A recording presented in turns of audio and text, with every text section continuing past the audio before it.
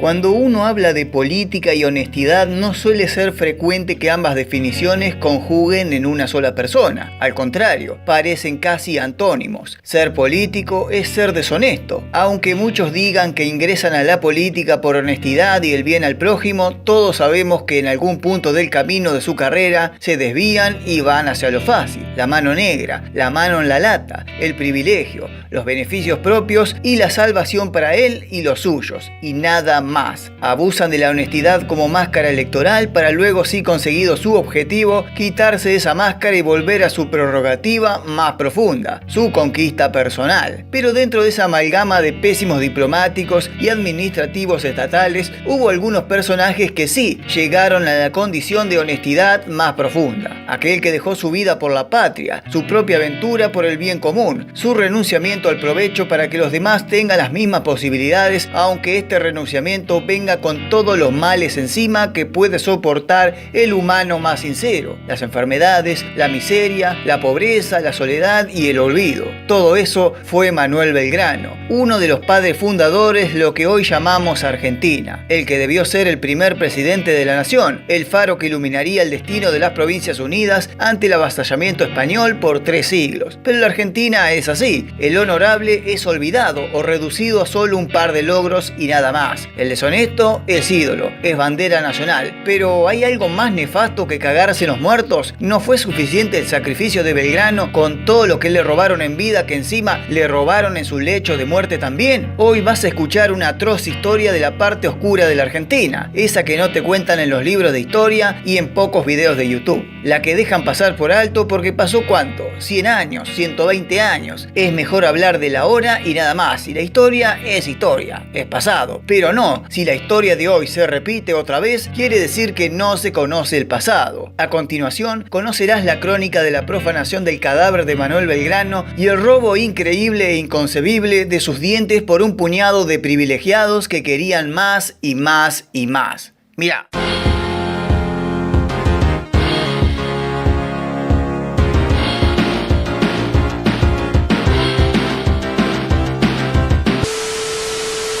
El martes 20 de junio del año 1820 a las 7 de la mañana, Manuel José Joaquín del Corazón Sagrado de Jesús Belgrano, luego de una larga y torturosa agonía, moría a la joven edad de 50 años. Una autopsia no autorizada reveló que Belgrano sufría de hidropesía, acumulación y retención de líquidos en el abdomen, que escondía detrás de tanta inflamación un tumor duro y penetrante de la región del epigastrio derecho. Además, tenía los ligamentos alargados por su enorme peso, los aumentos del volumen del vaso, los intestinos distendidos con aire y los riñones, al igual que sus pulmones, también en estado de colapso, completamente con líquidos. La agonía duraría semanas. La muerte de Belgrano sucedió el mismo día de los 3 gobernadores, aquella infamia política de la Argentina donde ese 20 de junio de 1820 el poder ejecutivo de Buenos Aires fue ejercido por 3 personas a la vez: Ildefonso Ramos Mejía, Miguel Estanislao Soler y el Cabildo de Buenos Aires. Este sería el epicentro de la anarquía argentina del año 20, donde el país casi desaparece por completo por reyertas políticas internas de nunca acabar. Y ahí en los periódicos de la época era todo noticia política: los 3 gobernadores, las guerras internas, discusiones de acá, discusiones de allá, que te intervengo la provincia, que te meto preso a tu caudillo, que la aduana porteña la levantan pala y no la reparte, etcétera, etcétera.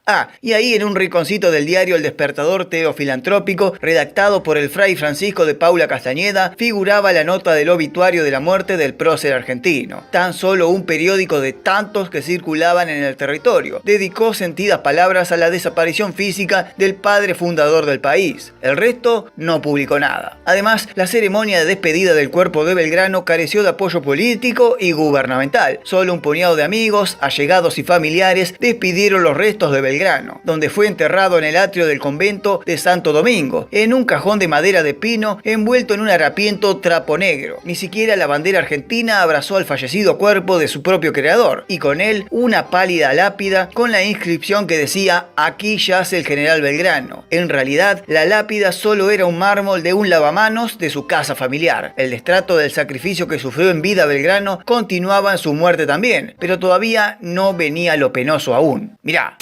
Recién un año después, más precisamente el 29 de julio de 1821, se terminó celebrando un funeral cívico con misa, homenaje y traslado de un ataúd simbólico que simulaba contener los restos del prócer, que fue condecorado con varios discursos laudatorios, y donde el gobierno esta vez estuvo presente. Con el tiempo de su muerte se fueron descubriendo testamentos y voluntades de Manuel Belgrano, que contradecían a la pobreza extrema en la que murió, habiendo pertenecido de joven a una de las tantas familias ricas del Buenos Aires de aquella época. Una de ellas, quizá la más conocida, fue el proyecto de escuelas patrióticas, donde Belgrano, por los triunfos en Tucumán y en Salta, había cobrado como premio de parte de la Asamblea del año 13 un jugoso monto de 40.000 pesos oros de la época. Una fortuna merecida para un abogado honesto que tuvo que salir a comandar un ejército sin saber siquiera disparar un arma. Pero Belgrano, en vez de quedarse con el merecido dinero, decidió donarlo a 4 distritos diferentes para que se construyeran en ellos escuelas públicas para la gente. Una escuela en Jujuy, otra en Tucumán, otra en Santiago del Estero y la otra en Tarija, territorio boliviano que aún le pertenecía a las Provincias Unidas del Río de la Plata en 1813. Tan entusiasmado se lo había visto con este proyecto que incluso elaboró un reglamento para dichas escuelas, pero la muerte a Belgrano le llegó muy temprano y las escuelas tardaron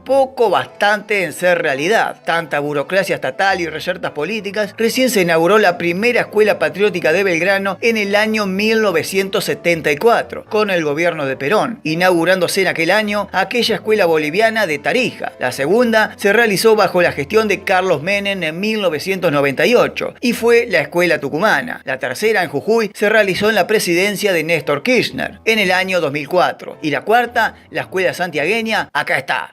¿Viste qué hermosa escuela? Claro, la escuela no está, y el dinero tampoco. Otras historias injustas con respecto al final del prócer se detenían en aquella vez, ya postrado en su cama en Buenos Aires, que reclamaba sueldos adeudados de su servicio en el ejército, pero el gobierno porteño solo le envió 300 pesos. Y como no tenía para pagarle al médico que lo asistía permanentemente, le pagó con su reloj de oro con cadena, obsequio que había recibido del rey inglés Jorge III. Sí, así era el final de Belgrano. En el año 1865, gracias a las gestiones de Cayetano María Casón, por ese entonces jefe de la policía bonaerense, y con dinero de su propio patrimonio, se le hizo nuevos honores al sepulcro de Belgrano y fue reemplazada la vieja lápida de la tumba por otra de mejor calidad y con una mejor inscripción. En el año 1873, durante el gobierno de Domingo Faustino Sarmiento, se inauguró la estatua del general Belgrano en la Plaza de Mayo. Pero durante el segundo gobierno presidencial de Julio Argentino Roca, que comenzó en 1898, este presidente le encargó al artista italiano Ettore Ximenes la construcción de un monumento tipo busto para un mausoleo donde depositarían los restos del general Belgrano en el patio del mismo convento. Pero para trasladar los restos de Belgrano al mausoleo debían exhumar su cuerpo hecho huesos, y acá comenzó un nuevo manoseo al recuerdo y al cuerpo del pobre del Belgrano. Mirá. El 4 de septiembre de 1902, 82 años después de la muerte de Belgrano, se abriría su tumba para que los restos se depositaran en una urna y luego en el mausoleo del convento. Pero la urna, o el cofre, mejor dicho, no había sido terminado, y el monumento, que venía en barco desde Europa, se partía en dos el mármol. Tampoco había monumento, pero la exhumación se iba a realizar igual. El acto ya estaba en camino, pero también estaba en camino, y con una bronca terrible ante este acto, ni más ni menos que Carlos Vega Belgrano, el nieto del prócer. Pero, ¿por qué la bronca? El nieto de Manuel Belgrano se hizo presente en la sala administrativa del convento de Santo Domingo. Luego de saludar a los parroquianos y algunos conocidos, expuso su queja ante los representantes del Poder Ejecutivo Nacional, tanto al ministro del Interior Joaquín González como a Pablo Richieri, el ministro de Guerra del gobierno, como también a Gabriel Souto, el presidente de la Comisión de Homenaje a Belgrano. ¿En qué se basaba esta queja? En que nadie había pedido permiso a la familia Belgrano de poder o no exhumar los restos del general. Además, se consumó la organización del acto público y la invitación a Carlos Vega Belgrano, su nieto, como también al subteniente Manuel Belgrano, el bisnieto del prócer, con apenas 2 horas antes del comienzo del acto. Un bochorno, un papelón nacional. Las disculpas vinieron de González y Richieri luego de discutir unos cuantos minutos, y así llegó la paz, y a las 2 de la tarde comenzaba el acto de exhumación del cuerpo a cargo del fray Modesto Becco. La ceremonia luego del himno nacional continuó con el retiro de la lápida que cubría el féretro. Luego continuaría con sacar el mármol de arriba para dejar en vista el cajón de pino. Pero ante el asombro y la perplejidad de todos los presentes, el cajón no estaba. Temiendo el papelón general de los invitados por un posible boicot o sabotaje de la tumba, el ministro Riccieri ordenó que se retirara a todos los vecinos del lugar presente. El retiro de la tierra continuó sin encontrar el cajón, solo un hueco grande y un par de clavos de bronce oxidados. Pero luego que continuó la empresa buscadora del cajón, comenzó a aparecer algunos huesos pertenecientes al general Belgrano. Claro, habían pasado 82 años del entierro y había sido depositado en un viejo cajón de pino de pésima calidad y envuelto en harapos. El paso del tiempo hizo lo suyo y se desintegró todo. Solo encontraron algunos huesos en descomposición y nada más. Un fraile dominico con su hábito clásico apareció con una bandeja de plata donde reposarían los restos encontrados de Belgrano, o por lo menos lo que había quedado de aquel prócer. Se encontraron las dos tibias enteras de forma paralela, pero cuando un niño tomó delicadamente de la tierra para depositarla en la bandeja de plata, se desarmó, se deshizo en sus manos. La otra, aún entera, fue depositada con muchísimo cuidado para que no corriera la misma suerte que la otra, y fue colocada en la bandeja de plata. Tanto Carlos Malbrán como Marcial Quiroga, los médicos que estaban presentes en la ceremonia, midieron el hueso de la tibia de Belgrano y calcularon que la altura del prócer era entre 1,65 m a 1,70 m de altura. En un cajoncito se colocó una sábana muy bien bordada y allí se colocó la tierra que se quitaba de la bóveda del general, para poder buscar con paciencia y mucho cuidado demás huesos y huesillos que aún tuvieran firmeza. Aparecieron varios huesos de la cara y el maxilar y entre ellos varios dientes. Pero ni lentos ni perezosos y muy ágiles para meter la mano en la lata, los dos dirigentes representantes del gobierno, tanto González como Riccieri, se quedaron con un diente de Belgrano cada uno. Inconcebible, boludo. El resto de los huesos y tierra que fueron parte del cuerpo del general Belgrano, que no pesaba más de 1,5 kg, fueron colocados en la bandeja de plata y luego posteriormente en una urna improvisada que se colocó en el altar de la iglesia bajo la mirada de la Virgen del Rosario. Se labró un acta a cargo del escribano de la Nación, Enrique Garrido, y terminaron firmando todos los presentes, los funcionarios, el fraile del convento, los médicos y los testigos que habían quedado. Luego del acto, que duró 2 horas, terminando tipo 4 de la tarde, hubo saludos, algunas lágrimas de emoción, abrazos y el acto culminaba. Pero el quilombo recién empezaba. Fíjate. El diario La Prensa del día posterior al acto y la revista Caras y Caretas de 2 días después, en su edición 206, implantaron el escándalo en los medios y en la opinión pública. No solo por el acto de la desaparición de los dientes de Belgrano, sino todo el acto en sí había sido un papelón. Yo ya te dije al principio de la historia que no había mausoleo ni urnas terminadas. Encima, invitaron al nieto y al bisnieto de Belgrano 2 horas antes del inicio de la ceremonia. Un verdadero fraude. Pero la indignación, además del acto, pasaba porque había habido una gran falta de respeto total por parte de los mismos funcionarios y ministros presentes, que no se quitaron las galeras en sus cabezas en ningún momento, ni siquiera cuando la bandeja de plata con los restos de Belgrano pasó adelante suyo. También había habido una total falta de control por parte del escribano Garrido, de no constatar en el acta la enumeración exacta de cada hueso, como tampoco se dieron cuenta que faltaban 2 dientes. Además, seguía la prensa, la bóveda del general Belgrano fue abierta por 2 empleados laicos de la iglesia. Uno de ellos, encima, era menor de edad, cuando debió haber sido mejor realizado por militares en semejante acto de honor al general con la apertura histórica de su tumba 82 años después. Pero la nota del diario La Prensa culminó con el comienzo del escándalo. Che, faltaban 2 dientes. El diario criticaba duramente a todos aquellos que estuvieron presentes en el acto y reclamaba: admírese el público, esos despojos sagrados se los repartieron buena, criollamente, el ministro del Interior y el ministro de Guerra. El despojo hecho por los 2 funcionarios nacionales que nombramos debe ser reparado inmediatamente, porque estos restos forman parte de la herencia que debe vigilar severamente la gratitud nacional. No son del gobierno, sino del pueblo entero de la República, y ningún funcionario, por más elevado o irresponsable que se crea, puede profanarla. Que devuelvan esos dientes al patriota que menos comió en su gloriosa vida con los dineros de la nación. Y por supuesto, la revista Caras y Caretas ilustró a modo de sátira este dibujo, indicando que Belgrano salía de la tumba reclamando los dientes que le habían robado. El escándalo fue mayúsculo y los culpables se encontraron enseguida, y que por supuesto ya tenían preparados un glosario de excusas para no ser señalados por el pueblo como unos sinvergüenzas. Un grupo de estudiantes universitarios comenzaron a planificar una marcha, una protesta callejera en pedido a la devolución de los dientes de Belgrano. Pero Riccieri Riccieri fue el primero en salir a dar la cara excusándose de que sí, había tomado prestado un diente de Belgrano para mostrárselo a Bartolomé Mitre y así poder lograr el permiso de poder engarzarlo en oro y devolverlo de inmediato a la urna para que no se deteriorara con el tiempo. Una versión muy bien planificada pero que no convenció a nadie. Encima, el ministro González lo dijo sin tapujos. Sí, tomé un diente del general para mostrárselo a mis amigos. Un cara rota.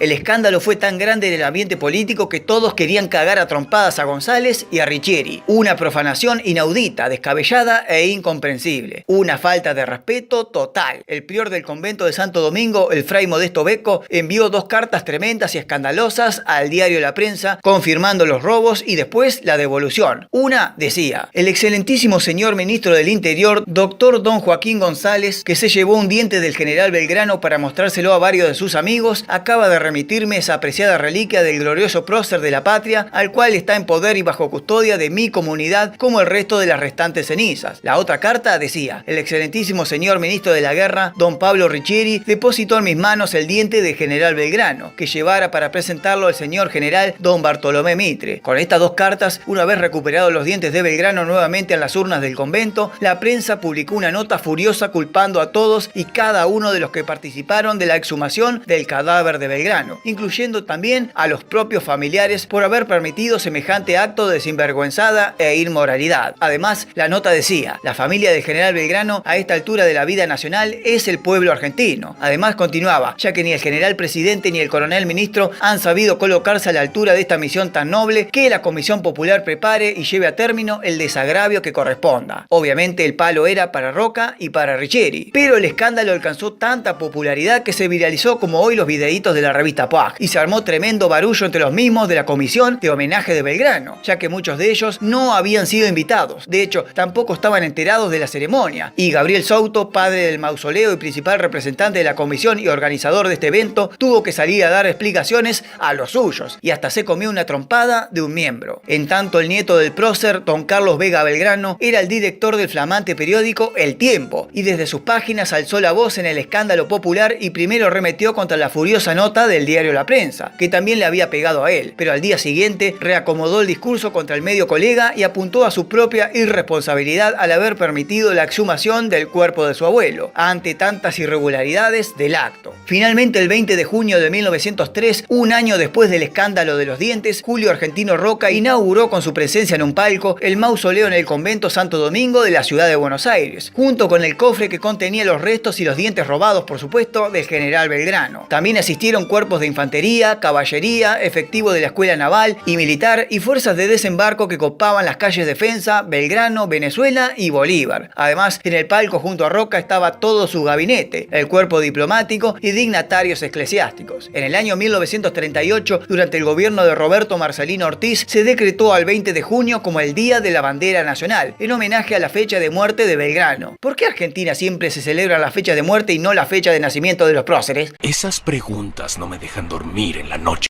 Ah, último detalle. El reloj que le había donado Belgrano a su médico personal en su lecho de muerte como pago de sus servicios fue robado del Museo Histórico Nacional en el año 2007. Nunca apareció. Joaquín González, creador de la Universidad Nacional de La Plata, hoy lleva su nombre en varias escuelas del país. En tanto, Riccieri lleva el nombre de la famosa autopista Buenos Aires-Ezeiza y fue impulsor del servicio militar obligatorio. Tuvo muchos ascensos y medallas, pero ninguna en batalla. La pregunta final de este video es: ¿devolvieron todos los dientes o se quedaron con algunos y nunca se supo la verdad?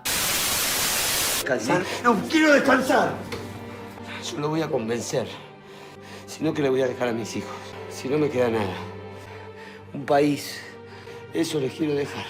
Y se están matando. Y con mi bandera. Tienen que escuchar. Tenemos que empezar todo de nuevo.